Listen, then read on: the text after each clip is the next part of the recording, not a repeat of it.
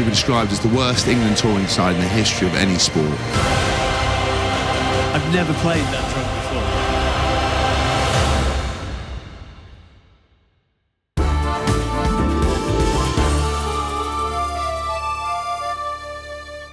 Hello Dream Team, welcome along to The Good, The Bad and The Rugby, brought to you by our good friends at Continental Tyres. It is the morning after the night before, and to start by quoting Hugh Grant, bugger.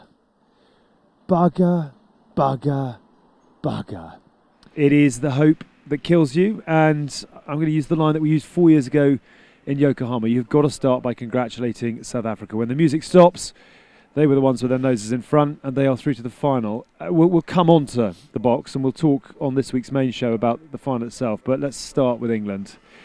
You are out of the game. You have been for a few years. You've watched a bit of it, but you don't define your life by it. But last night, like most England fans, it was a proper head-in-hands job. Do you know what it was? And I was glued to it. I didn't go to the game because I find sitting in the stand, you don't get to see all the detail. You're only getting snapshots. So we went out for dinner. You and I had a lovely poulet montrachet, and we kind of relaxed. And then we went and watched it in a bar, and we were kind of glued to it. And it was incredible. I think this England team have been criticised, been hammered, been questioned, and for 68 minutes, they were the better team on the field. And we sat in the bar, and it was just, I was more disappointed about today's loss than I was the final. The final, South Africa were light years ahead, were better.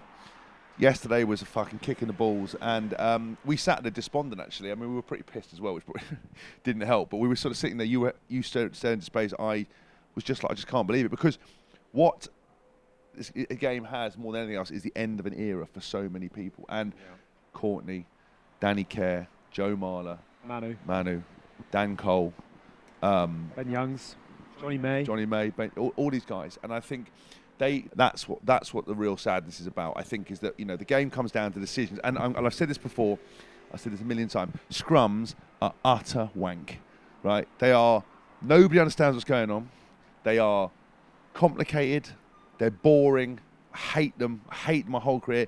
Scrummaging practice was awful. I don't know how that referee called that like he did and saw what he saw, because I don't.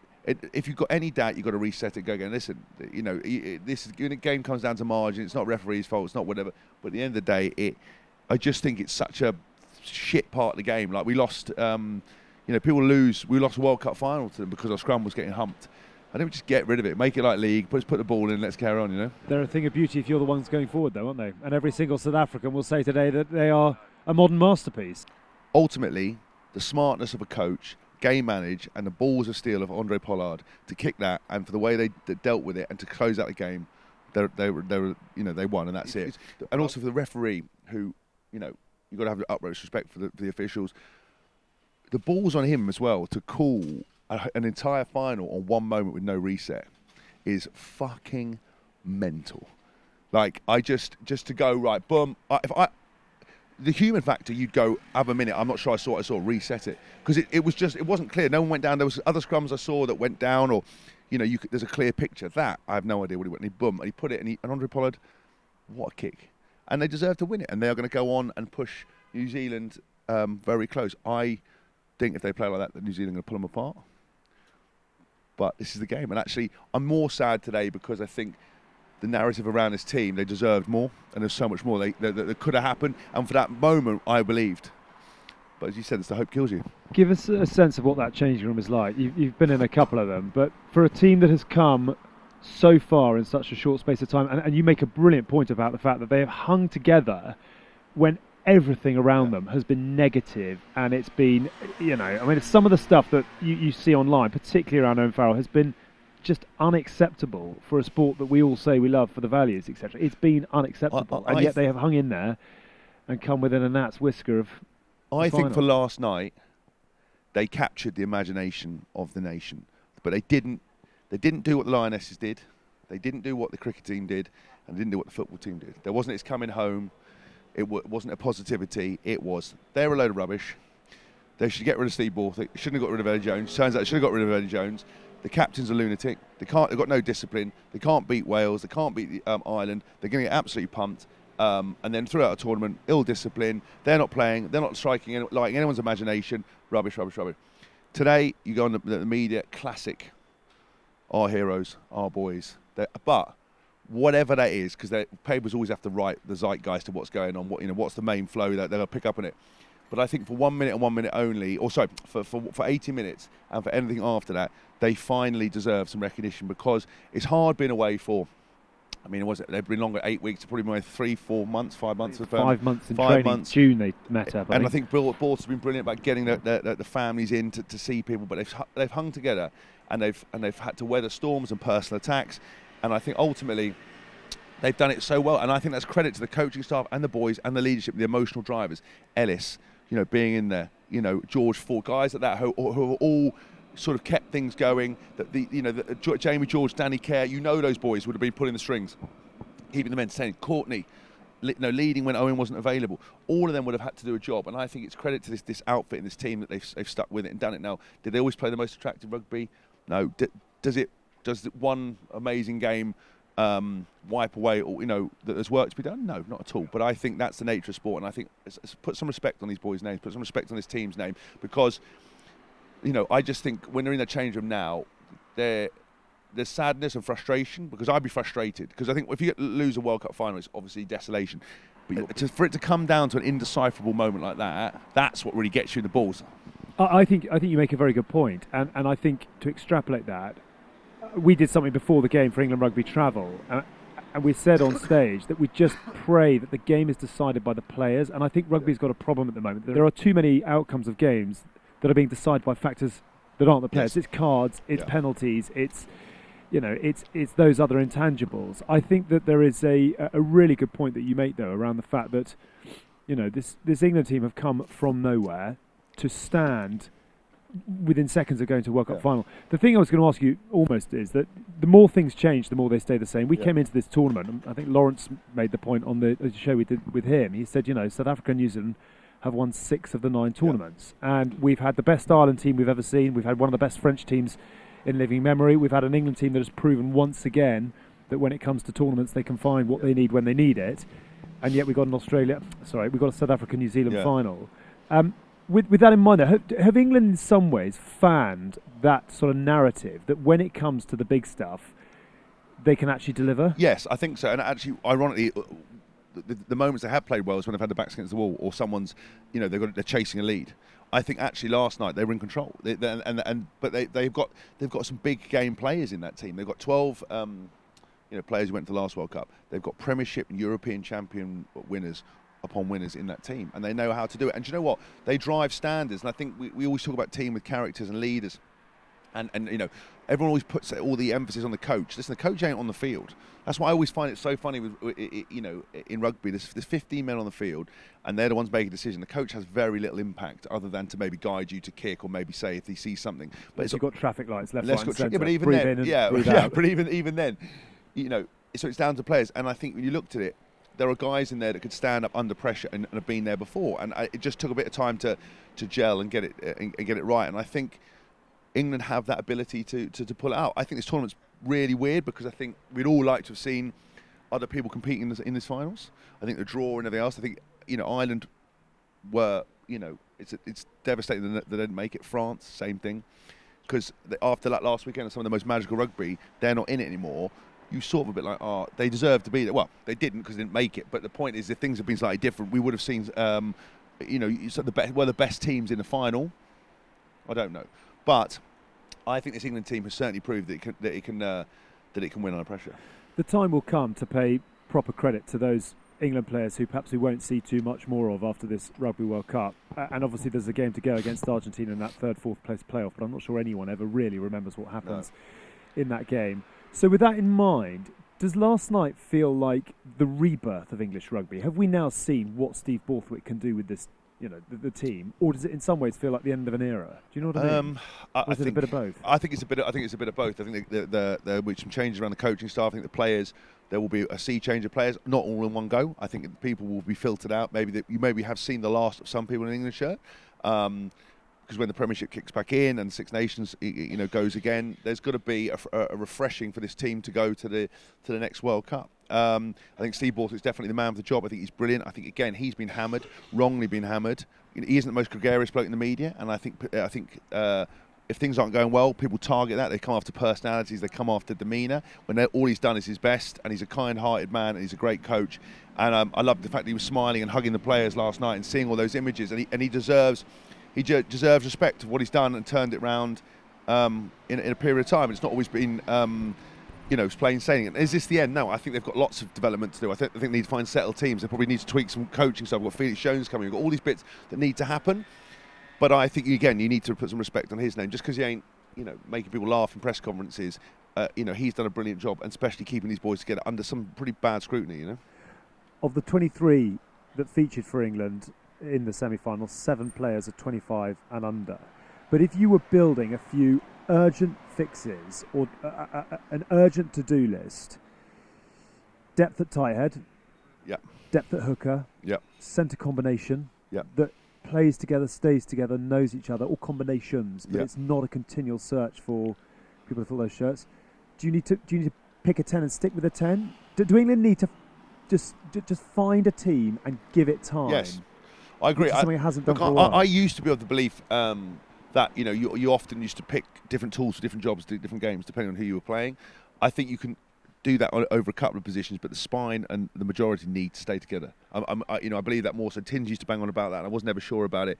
But actually, I think a solid, strong, confident team that can read each other, that knows each other inside out, has that trust, has that confidence, I think is really important. I think a fixed coaching staff for a period of time is what will bring continuity. And I think we've shown that how experience is important, and that right smattering of experience. But actually, I don't think there are that many issues. I just think it's the consistency and finding people in certain positions. I think sticking to a 10 has worked really well. I think George Ford was unlucky because he played brilliantly, but I think Owen took that opportunity and was good at 10. A word on Owen, because there's that lovely sort of expression, come home with your shield or come home on it. And he is a guy who has, we've mentioned, he's taken a lot of heat. I don't know whether he cares or not. But do you think last night changed things for him? I mean, certainly the social media that I've seen, and you talk about it very well when you say let's put some respect on his name. He gave absolutely everything. And I just sort of wonder whether a heroic failure, a narrow defeat, changes that perception. I think if you live your life by media and social media, the fickle up and down nature, you lose your mind. You can't work out whether they like you, don't like you. So I think you bother with any of that. I think what you worry about is he looked at times, he smiled, he was obviously emotional in the press conference. He led from that incredible 53-metre drop goal. Yeah. He got all those elements. He did everything that he could do, and he played his heart out, and he led his team to the best of his ability, and that's all he's ever done. I hope that the media gods and all that crap that doesn't actually matter do respect him, but I think it's, for people who liked Owen, it's made them like him even more. For people who were so narrow-minded and stupid and thought he was the reason England weren't playing well, hopefully it's changed some of their opinion. But for the most part, the Muppets who haven't, who gives a shit, because they're never going to like him. And actually, most people just jump on the bandwagon now because it's nice to post a nice comment and feel good, and if someone else knifes him, they'll then jump on that bandwagon. That's the transitory nature of social media now. We've had a busy week here in Paris, actually, and we've had a very good event with the Irupa international players, which was there was a lot of black eye flowing, free flowing. And the reason I mention that is that the slogan of our gin is "Ride the storms and celebrate the sunshine." And I just sort of wonder whether this week Owen will pop a bottle in the post to him and say, when you get home, light the fire, have yourself one of these, you deserve it. 100%, he does deserve it. I think, exactly what you said, ride the storm, celebrate the sunshine. That's exactly what this has been. And I think he needs that acknowledgement. Have a bottle of black eye, Owen, enjoy yourself, mate. Goes with a lovely Mediterranean tonic. I mean, I was in the newspaper again yesterday. Drinking there's it. A surprise. There's a surprise. But look, I think that we can make it his back arm moment 100%. Good on him. Let's pay credit to South Africa. We're obviously an English rugby podcast, but credit to the Boks. I mean, they are a big anvil of a team. There's a lot of hammer and anvil, and you have to credit a team that finds a way when it's all going wrong to scramble through. You have to credit a team who, I mean, it's so clear that Rassie Erasmus is the boy, and everybody looks to him. That picture was amazing, wasn't it? He's been pulling the strings. He's the heartbeat, of everything they do.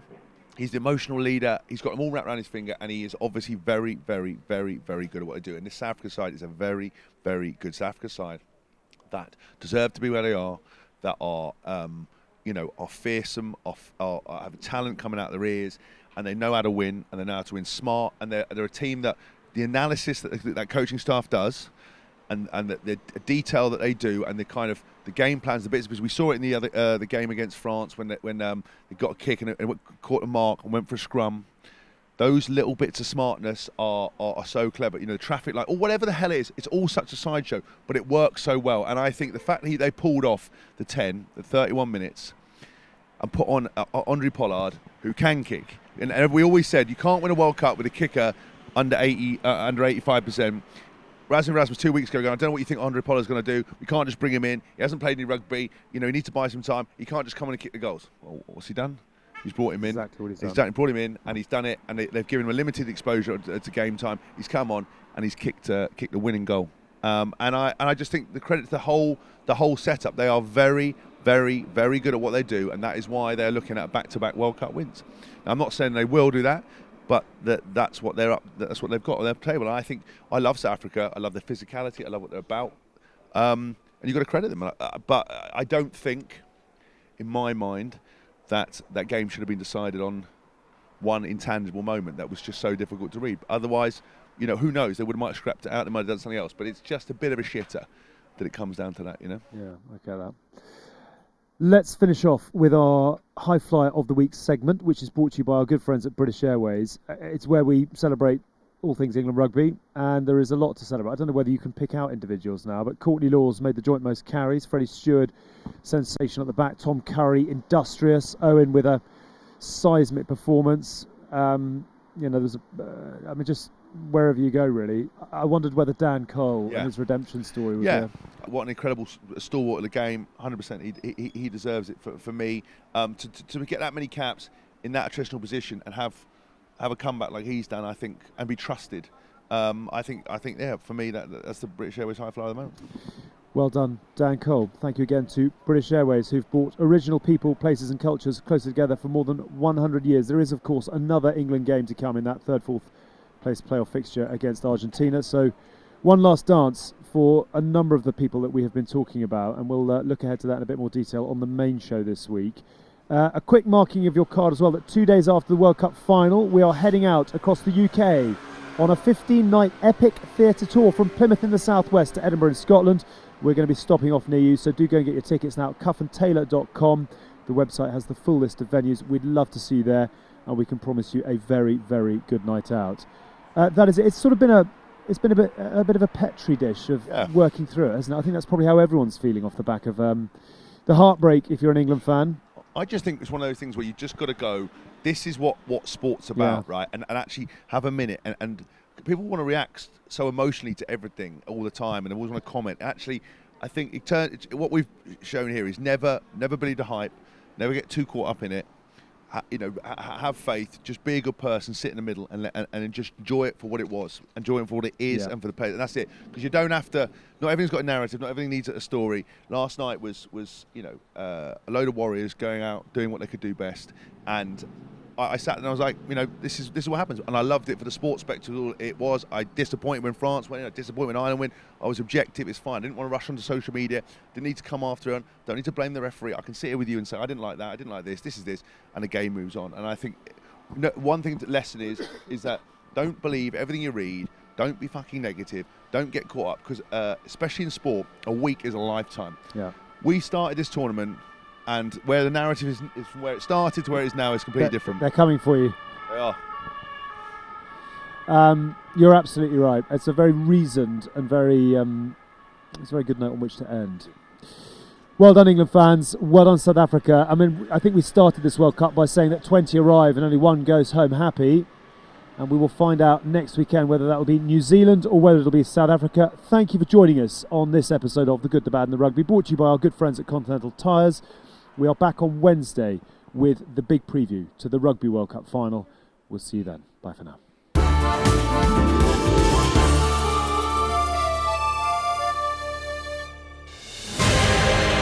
What's the opposite of humble? Haskell. Get Haskell.